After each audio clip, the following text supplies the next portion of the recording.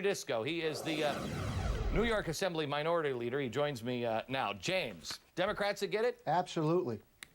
We've got a governor. He may be a Democrat, but he's listening to our conference, the Republicans and the people of New York State. As you said, 80% of which have said, we don't need any more taxes in New York State. We don't have a revenue problem. Right. We have a spending problem. Here's the thing. They don't know that golden rule. I know. We were talking about this just a few minutes ago, that, I'll pay more in taxes. I ain't giving you clowns another dime until you show me that you can cut your spending. We need to work together a bit, and none of these people understand that it is a spending problem. I mean, it's like a crack dealer, every time the IRS comes to town, take more money so you can give it to the politicians to spend. New York, how much has spending increased in New York in the last 10 years, percentage? Do you know? You're absolutely right.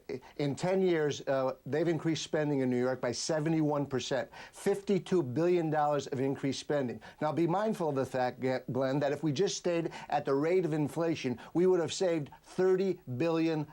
We wouldn't have a $6.5 billion deficit. We'd have a $23.5 billion surplus. 3 out of the 4 leaders are supporting a Democrat, David Paterson, and the people of New York State. There's only one man who wants to continue to rearrange the chairs on the deck of the Titanic, and he also wants to drop the anchor right on the iceberg now, and that's Speaker Sheldon Silver, who said, as you said, why don't we wait 3 or 4 or 5 months and see if that economy turns itself around? That's kind of like Arnold Schwarzenegger in California with the wildfires saying, why don't we wait for rain to put those wildfires out? Don't worry about your house burning down. It boggles the mind. He actually passed a $2.7 billion tax increase, income tax increase yesterday when the governor was asking us to come back and cut $600 million. Didn't they also, hasn't there been about $2 million spent now on ads against the governor? Oh, yes. All special interests. It's all unions and healthcare, right?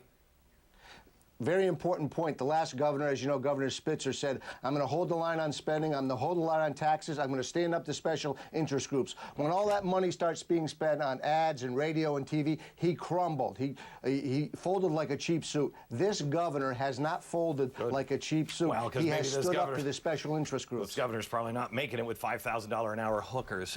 James, thanks a lot.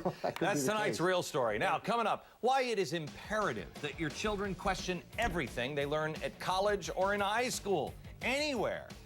That's tonight's edition of our